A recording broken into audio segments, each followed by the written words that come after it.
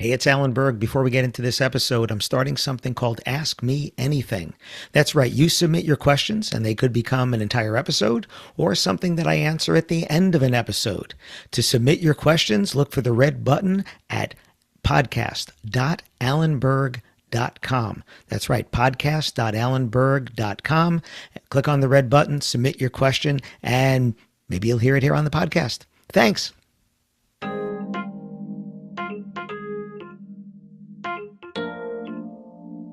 My GPS gets me where I'm going. I don't know where I am. Listen to this episode and see what I'm talking about. Welcome to another episode of the Wedding Business Solutions Podcast. I'm your host, Alan Berg. I'm a speaker, sales trainer, consultant, author, and I help businesses like yours sell more, profit more, and have a little more fun doing it. Enjoy this episode. Hey, it's Alan Berg. Welcome back to another episode of the Wedding Business Solutions Podcast. I had this thought the other day.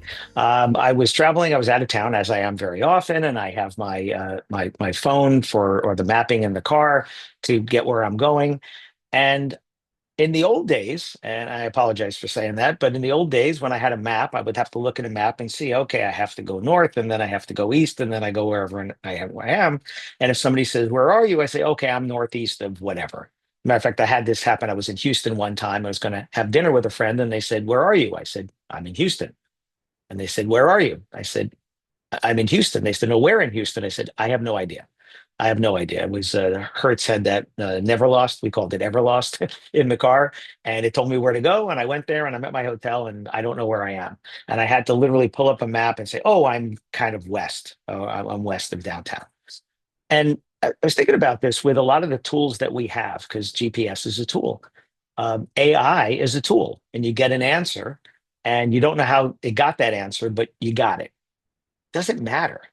And the answer is sometimes it does, sometimes it doesn't. And one example that I read recently was if AI creates computer code for you and you get what you want, but then if it breaks, does anybody know how that code works? Because you didn't write it, as opposed to the programmer that wrote the code would know how to fix the code because they wrote it. So there are times certainly where it would matter, and times it doesn't. When you get in your car every day and start the car, do you give any thought to how that happened? Like all the things that had to happen for that engine to actually start up? No. Does it matter? No, as long as you know somebody that does, right? It doesn't matter. So the different tools that we have in life, that we're using these tools, or just other types of things. Like my sons, when they went to school, they stopped correcting their penmanship, right? So they weren't making they did learn cursive writing, but they stopped correcting their penmanship. So my older son, who has an MBA from NYU, writes like he's in elementary school because that's when they stopped correcting his penmanship and he wasn't asked to write any neater or differently. That's the way he writes. Is it a problem? Well, most of what he does is types. So it's not a problem, right? So you think about this, and some of us like to reminisce and say, okay, well, everybody should learn cursive, and I do believe that. I believe that everybody should learn cursive because it's a hand-eye coordination thing. It's also there's an artistic value to it, and I think it's more than just being able to write the letters. I did hear about someone who said, she would send cards to her grandchildren, birthday cards, and they couldn't read them because she wrote them in cursive. Right. I think it's one of those things. I think there's more to it. Just like art and music in the schools is more than just art and music, right? It's about rounding out the person. So I think there are important things here. But when I go back to my GPS, would I like to know where I am? Yeah. And if I zoom out on that map, could I do that? I do have that tool for that. So I guess it's okay that I got where I'm going without knowing where I am. But then sometimes these tools send us awry. They send us into a wrong direction, and we just blindly follow them.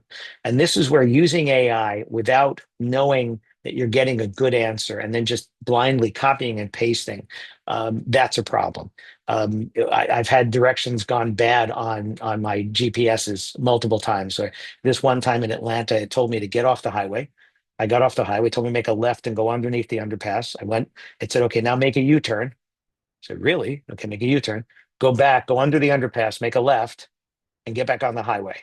The highway I was just on. And why did it tell me to get off the highway? But I'm blindly following it because it's like make a left, make a right, make a left, make a right, instead of being in control and saying, wait a second, that doesn't make sense. And then there's other times where it's like, it's telling me to get off the highway. I'm like, why? The highway's better. Well, the highway was all backed up with traffic. So it did know better than I am. So think about these tools that we use and then think how much of this should we take for face value? How much of this should we blindly follow when it's okay? And then other times where maybe we need to have some more information. Maybe we should be better informed before we're using what this tool gave us, especially things like AI, because AI has hallucinations. AI will give misinformation. I'm very often scolding ChatGPT for improvising when I asked it to do something specific, and it comes up sometimes with something pretty good, by the way, but it comes up with something different than what I asked it to do when I gave it a very specific instruction.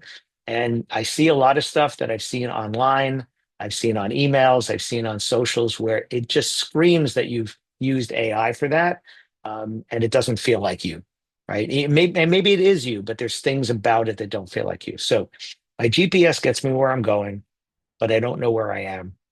Is that a problem? Usually not, right? The other tools that we use in our lives and the other things that we don't know how they work, but we get a result, very often it's fine. But let's just not take that we should do that with everything that we do, right? Because there are things where it doesn't matter. Like I don't know how my cell phone works. I don't. I don't care as long as it does. And when it doesn't, I just need to know somebody that can fix it. I've mentioned that I live in New Jersey now, and I think it's the law that you have to have a guy for everything. I got a guy for that. And if you don't, you have to have a guy who knows a guy, right? That's what it is. And that's what life is. You don't have to be able to fix it. Like I don't cook unless it's outside on flame on my barbecue. But I understand the process of it. I just don't do it. I know people that do.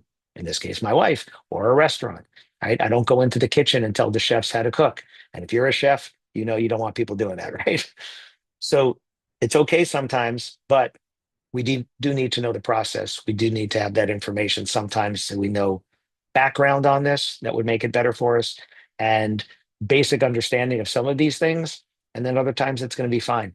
So this is just kind of one of those, just kind of think about it. The last time you used your GPS, whether it was Google Maps or Apple Maps or Waze or whatever, and you got where you're going and, did you know where you were or you just got where you're going? And did it matter? Thanks for listening. Hi, it's Alan Berg. Thanks for listening to this episode of the Wedding Business Solutions podcast.